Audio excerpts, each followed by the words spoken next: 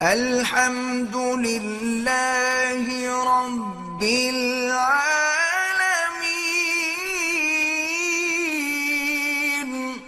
لیکن یہ بہت زیادہ پوچھا جاتا ہے اور اس میں بہت سارے گھرانے مبتلا ہیں، اس لیے میں بیان کر رہا ہوں، اور حدیث میں اس میں بہت واضح احکام ملتے ہیں۔ آپ صلی اللہ علیہ وسلم نے فرمایا جو عورت شوہر کو قریب نہ آنے دے اور شوہر اس کی وجہ سے ناراض ہو کے سو جائے تو اس عورت پر پوری رات فرشتے لعنت کرتے ہیں۔ بہت شدید وعید ہے۔ وجہ اس کی ظاہر ہے کہ اللہ نے مرد میں یہ سیکشول ڈیزائرز بہت زیادہ رکھی ہیں۔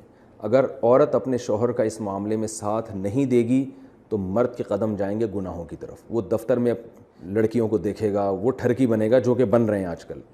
تو عورت پر لازم ہے کہ وہ زینت اختیار کرے اور مرد کو کسی اور کے پاس جانے کے قابل نہ چھوڑے وہ، تاکہ مرد بھی اس سے محبت کرے اور وہ ادھر ادھر جو منہ مار رہا ہے اس سے بچے۔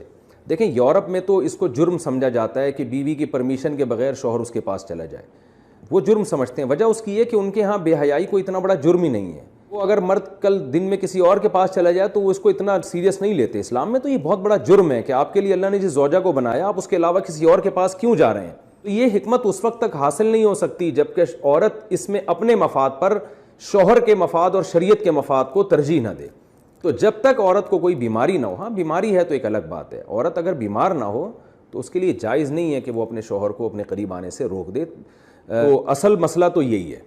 لیکن شوہر کو بھی بہرحال یہ چاہیے کہ اگر اس پہ بہت زیادہ غلبہ نہیں ہے اور اسے گناہ کا خطرہ نہیں ہے اور وہ یہ سمجھ رہا ہے کہ زوجہ کام کاج کی وجہ سے بہت زیادہ تھک گئی ہے، اس کی نیند میں بہت خرابی ہوگی، تو شوہر کے لیے بہرحال اخلاقیات کا تقاضا یہ ہے کہ کہیں بھاگی نہیں جا رہی ہے، زندگی بھر آپ کے ساتھ ہی ہے، تھوڑا سا اپنی خواہش کو آپ کنٹرول کر لیں۔ اخلاقیات کا تقاضا ہے۔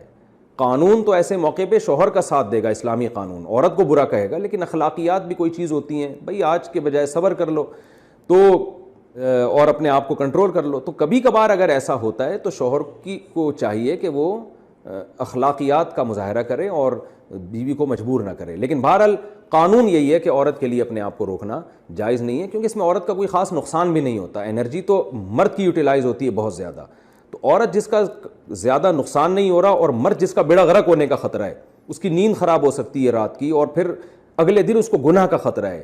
جب انسان کی ڈیزائرز پوری نہیں ہوتی وہ تو بعض دفعہ درندہ بن جاتا ہے۔ یہ جو آج کل اتنے واقعات ہو رہے ہیں ریپ کے اور جو قتل کے واقعات ہو رہے ہیں اور یہ جو بدماشیاں پھیل رہی ہیں، یہ زیادہ تر انہی لوگوں کی ہے جن کی یہ حلال طریقے سے خواہش پوری نہیں ہو رہی اور وہ مطمئن نہیں ہو پا رہے، تو وہ پھر اس طرح کی حرام کاریوں کی طرف جاتے ہیں۔ تو اس لیے شریعت نے بہرحال حکم دیا ہے کہ اس معاملے میں عورت شوہر کا ساتھ دے۔